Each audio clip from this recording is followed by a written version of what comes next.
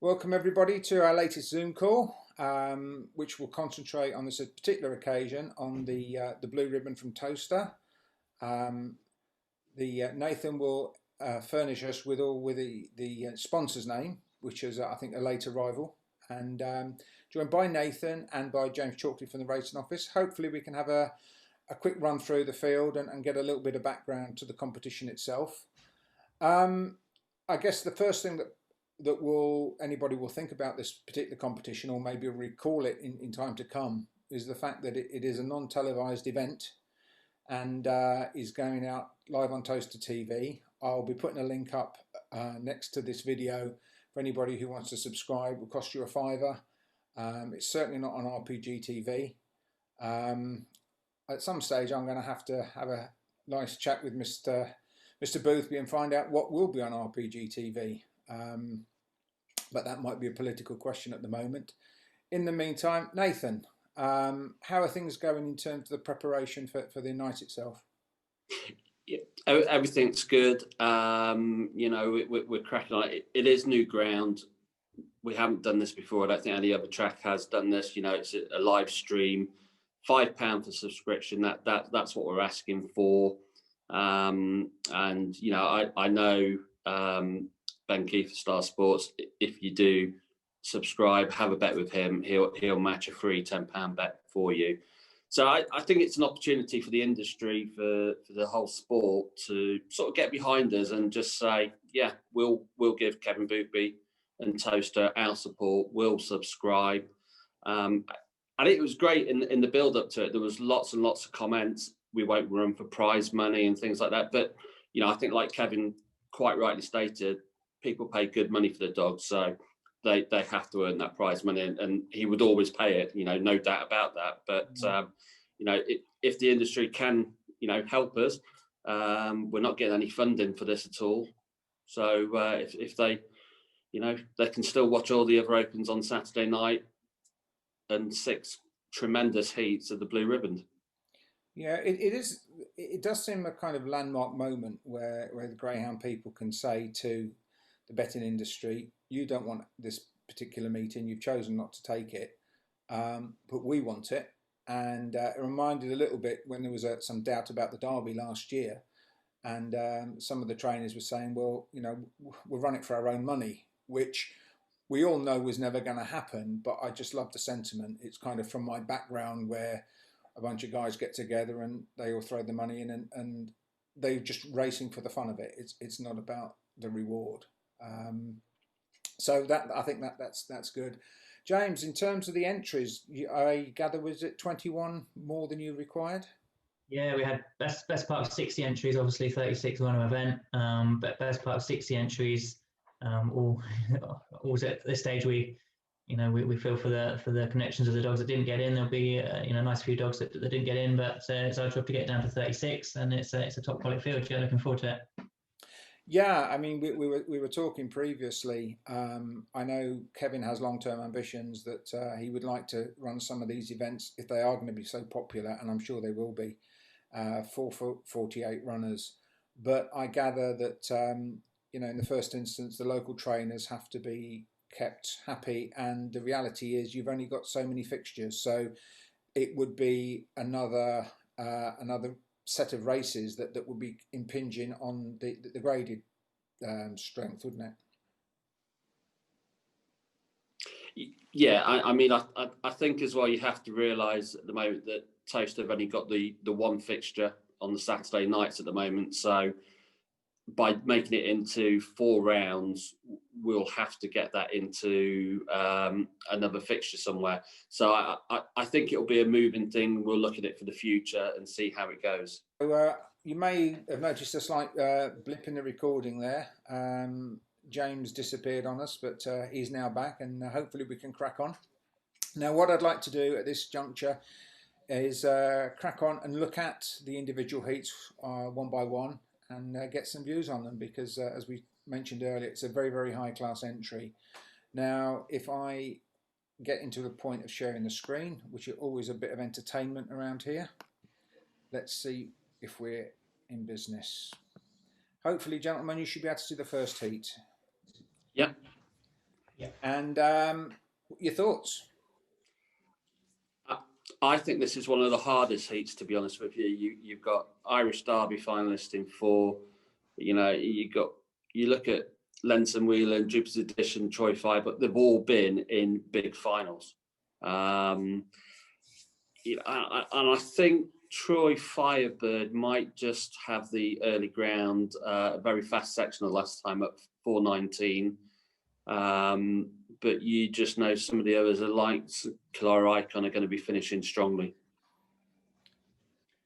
Yeah, I mean, I was sort of drawn first glance to Trap 4, Droopy's Edition. Not sure how he'll handle the draw from Trap 4. I think he will be coming in, so he'll have 1 or 2 dogs to clear there on his inside, won't he? But like Nathan said, there, a good opening heat. Really got Lenson Whelan there, prolific finalist. I think he always seems to come second trump to Patrick's other runners in the finals, but looking at just 2020 Olympic final, Kent Derby final, Yarmouth Derby final, I think quarterfinalist was he in English Derby there at Nottingham? I think he was a semi-finalist actually. Semi-finalist, there we go. Yeah. So you know he's proven at getting through rounds into competition. So it might be a sneaky little each way bet anti-post there. You never know, but yeah, Trap 4 is the one I think to beat, but he's got a hard draw to work from. I've seen worse Cat 1 finals than that. Yeah, I would agree with that, Floyd. I think, like I said, I think it's the hardest heat going. Yeah. It's. I was talking to Patrick for a separate Zoom, and he was saying sort of keep an eye on Lenson Whelan, who's I think generally fair to say has underperformed a little bit in that he's been the bridesmaid more than the bride. But he was telling me the way he's trialled back and did a calculated 28:10 at Monmore. He thinks that the dog is as in good a condition as he could remember. So should be an interesting one. Now, if we can move on, and I'll stop sharing that one, and with any kind of luck we can move on to the second heat. And again, here we go. Nathan. Okay, so I think probably everyone will look at Bucco's Do Me here. I watched him trial the other day. He really does rail all the way around. He takes the paint off it. I'd be a bit concerned with him because I think he's got a bit of early pace on the inside, and obviously just on the outside with Nguyen Jacko. I think Nguyen Jacko's running very well at the moment. Obviously, won the big race at Hove recently. You know, you can't rule out the 6 as well, who I was very impressed when he ran around Nottingham. Probably a bit unlucky in the Derby. He's got a bit of early pace as well. It's going to be quite a trappy affair, this one. But I just think either the 4 or the 6. And, you know, you can't actually rule out Kevin's dog either the 5. I think, you know, that's been off injured for a while. He bought it over, paid good money for it in Ireland, and come for the English Derby, picked up an injury there, and just on the comeback trial, and 29.70 calculated it. It's not bad for his first 4 bend trial. No, Daz, what are your thoughts? Yeah, again, like Nathan, really, I was drawn to Trap 3 there. Bucco's Do Me. I think I had a quick glance there at the anti-post betting through Star Sports, and he's currently trading 11-2 anti-post favourite. I'd be, you know, he's obviously a fantastic dog. We know his class, but again, like Nathan said, he rails like absolute cat, and in these trials he's had here, he's almost touching the fence the whole way around, and he might on that just be a little bit draw dependent. I don't know how he'll handle out of 3, and you know, if he was to draw 3 or 4 in the next round, would he struggle out the middle chaps? Don't know. I don't see Axel going to the bend, but Volcanic Reef could be a problem, couldn't he? Yeah, that's it. But I mean, what a fantastic run that dog's been on in 2020. Is it something like 13-14 on the bounce at Hove, isn't it? Something like that, yeah. Still unbeaten. So, you know, fantastic record there, and he's going to take all the beating, obviously. Chap 6 there, 14 Rebel. Interesting runner, 29.55. You can see on his card there. That's actually the quickest trial time out of all the dogs in the competition. You know, showed a nice bit of early pace in that trial. Interesting seed change on Trap 5 there, Savannah Cody. I think he was seeded rails in the English Derby there at Nottingham. I think he drew Trap 1 in the second round, and he sort of moved off the fence towards the middle there. So they've put middle on him. He's got 5. So that'll be interesting as well to see how he handles that draw. So Jacko, it would appear to me, looking back to even one more form, Jacko is ideal in 4, isn't he? I suppose Volcanic Reef in 1. I'm not as knowledgeable on him. The thing always occurs to me about Bocco's Doomy is if he runs the track or not. And Patrick would, I think, claim that there's probably only Nottingham that he doesn't really run. Everywhere else. Yeah, he certainly didn't run Nottingham at all, and I think everybody saw that. And to be fair, Patrick recognised that as well. So, for me, Hove's his favourite track. Like James said, all those wins on the bounce. He's absolutely amazing round there. And he's probably unlucky. I think he withdrawn from the final of the Olympic. Yeah. And he would have probably been odds on to win that. Yeah, it's so okay then. Who wins it out of those two? Tip from both of you. I'm going to go with Jacko. James? I'm going to go with Doomy. Let's go with Doomy. Let's say, he could hit the box, clear the inside runners and he's away sort of thing. But I'm just looking, I was more confident on the anti-post price. I think 11-2 is short enough to win the competition if he is draw dependent. But I can't really oppose him in that heat, to be honest. No, not at all. And with any kind of luck, we will end up with 3rd heat and another cracker. I'll let James take the lead on this one because I'm not really sure on this one myself. No, tricky little heat to work out. Unlike the previous 2 races there, we haven't got prolific Category 1 finalists and all that's going on in this heat. Quite like the look of track 4 there, night time here. I know Steve Rayner thinks a lot of this dog. He went through the grades there at Henlow, ended up A1 and unable to grade him really at Henlow, and it went over the Central Park. Did he make that maiden final? Yeah, he did. Yeah, he made the maiden derby final. Went to Central Park there for the Kent derby. Made the semi final there. 15.99 sprint trial here last week is not too shabby. I think the one as well might be one to look out for, the Bitchin' One, Black Eyed Molly. I think that could come forward for Mark Wallace. Obviously well drawn there on the fence. So between 1 and 4 there for me. Okay. Yeah, I was looking. I mean, the inside 4 don't have a massive amount of form between them, do they? Obviously, the 5 and 6, have a little bit more experienced. I guess my only thought about Desperado Rocco was Patrick had him, and I'd wondered if he'd be holding on to him if he thought he was, good enough to win a Cat 1 competition. But we'll see. I mean, I'm sure Jason will do a great job with him. Yeah. But let's see if we can move on now to the 4th heat. And I'm glad I swerved that one because I couldn't really pick a winner in that one.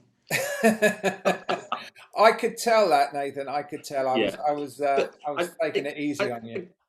I mean, it's still quite a tricky heat, to be honest with you. I mean, you've got like Trap 3, Romeo Speedy was in the Produce Stakes final. Won by Newin Taylor. Like you say, you've got the Hello Maiden Derby finalist, Swift Letters. Do you want me to go back? Because you're No. I thought I was letting you off. No, you're fine. It's a hard. I find it very hard to choose one there. You sound like Hobbsy. All right. 4th heat. Can you see it? Yes. Yeah. For me, I think the 2's going to lead. I mean, it is trial on the 11th of January, a 4:12 sectional. I'm still learning all the toaster sectional times and everything like that. I'm presuming that's fairly quick, James. It's not too shabby. 4:12. I've just drawn my eye to that now. If looks like Lido, if it can repeat that 4:12, it could be weighing on there, couldn't it? Yeah, and I think the 2 will lead. You've got the 3 probably coming back from a bit of an injury as well. Again, it's a hard heat. Savannah Darnhart was in the Juvenile Derby final at Shelburne Park. Forrest Allen, Eclipse finalist, won the Kent Derby in 2019. it just shows you what the form is and how good a competition this is with all these dogs entering. But for me here, I think the two will be out and gone, and just be sort of holding on at the end with some fast finishes behind. Yeah, I'm thinking Signet Ace, because I remember he was the puppy that I remember we flagged up on the website after he had his first ever trial and did something obscene at Swindon. Did an absolutely incredible run, first ever qualifying trial. And you look now and you think, well, you know, what's he gone on to do? And he's only had 7 races. This is still a puppy that's been kept well under wraps through all that time. And I know Kevin thinks an awful lot of him. And I just get the impression with Signet Ace that, well, I don't think you're even supposed to pronounce it Signet. I've been spoken to Kevin about it. Sign it, isn't it? Sign it, Ace. Sign it. I just get the impression that this is a young dog. I mean, September 18 now, that we still haven't really seen anywhere near his best. And so with only 7 races, clearly there'd be a lot of potential. So James, what are you going for in here? Yeah, I'm with the 2, Signet Ace. I think it's going to probably lead this field, and it will take the catch. And there's a few strong ones in there. Savannah Downhot, I think that they aim that at the 3 steps at Sheffield. They think that stays a little bit. 5 and 6 there. We've got the 6 bend form at Romford, so there'll be 1 or 2 coming at him at the end, I would have thought. And it's good to see Alaskan Dawn back. Let's say Fracture Hog, I think it did at Monmore back in August last year. Was the last time we've seen it racing. 2 hand slips in the 29.60 trial, so definitely looks as though it's come back strong. Yeah, looking at his breeding, I kind of half fancy him. He's out of Volcano, confident ranking Volcano dog. I would almost suspect that he would be quite a strong runner and capable of a fast solo, but may struggle to get such a clear run in against with the likes of the 1 and the 2 in there, I would have thought. But clearly, given a clear run, is a very, very fast greyhound. Yeah, I'd agree with that. Obviously, the Volcano has thrown marathon dogs throughout the years. You would expect, I mean, there's a half brother to Volcanic Reef in one of the earlier rounds. So there is a little bit of early pace there as well. And I think the confident ranking is probably giving him a little bit of early there. But it's just whether he can live with the top 4 bend dogs. 5th heat. Are we in business? Yeah. So again, Koulibaly Kaiser, brother to an unbelievable litter. Koulibaly Chick, who was Derby finalist. Koulibaly Bani is a really, really strong bitch. And Lock as well, that running in Ireland. 29.73. I think if you got that very quick away and gets gone, I think he'll be hard to pull back. But you've got a very, very good dog in the 3. You've got English Derby finalist Smurfs Machine in 6, Queen Dolly Category 1 winner. I think probably Rab will be honest here. It just depends which Queen Dolly turns up on the night, because I think she can be a bit temperamental. If she comes out and goes, she'll take some catching as well. Yes, definitely. And as you say, I mean, some of these dogs, I mean, Smurfs Machine is one in point. You're thinking he will improve. You'd assume that Kalara Lion will improve. That I was saying to Patrick earlier, he doesn't get too concerned about Kalara Lion until he gets to the finals, because I think he's the 2 category ones he's won. He's been big prices in each, hasn't he? Yeah. So it'd be a case of getting through. James, nail your colours to a mast. I plumped the 3 Clara Line, like you say, he's 2 category 5s at the Yarmouth Derby, wasn't it, last year, and the Kent Derby as well recently. So clearly a ground in form, takes the beating in the finals. Koulibaly Kaiser is probably the dog with the most early pace I've seen recently, to be honest. I think Koulibaly Kaiser is probably capable of leading anything in the competition. He really has got some early boot once he hits the floor. He's probably going to be, almost likely to be in front at some stage in the race, you know what I mean? So that the 2 will take the catch in. He has got a tremendous amount of early boot, but for me, the three could get him. Definitely so. Right, let's see if we can move on and see if we can end up with our final heat, where we go No, let's start off with James. Go on, straight in. Straight in. Again, tricky one to sort out this. Great Eastern. I haven't obviously seen much of it. Likely race. Third round in the Irish Derby, I think he was. Going back last year. So obviously think a bit of this dog. 29.79. First look round Toaster. You know, he probably wouldn't have to improve much to win this heat. So I'd plunk with the one Great Eastern. I don't know a lot about the others, to be honest. Amkarov has done some good trials around here for local trainer Bob Smith.